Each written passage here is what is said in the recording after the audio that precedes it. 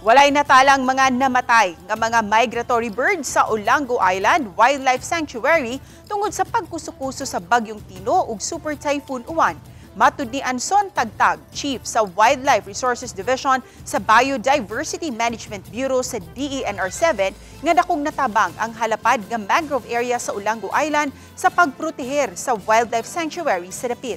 Apan dako ang posibilidad nga may mga migratory birds nga gikan pa sa ubang nasod nga padung pangmubalhin unta sa Olango Island ang nakalas tungod sa kusog nga hangin nga dala sa duha ka mga kusog nga bagyo.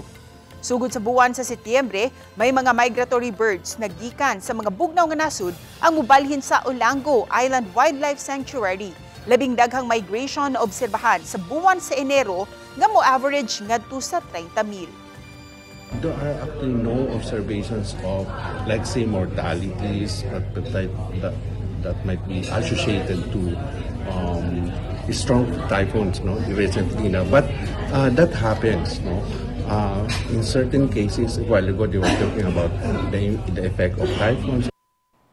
Sa partnership meeting, diin gituki ang kahimtang sa muabot usa ka libo ka mga vital wetlands sa 22 ka mga nasod nga mahinungdanon aron matubag ang panginahanglan sa mga migratory birds. Sa Pilipinas, lakip sa mga giila nga flyway network sites ang Olango Island Wildlife Sanctuary, Nauhan Lake National Park, Tubataha Reefs National Park ug Negros Occidental Coastal Wetlands Conservation Area.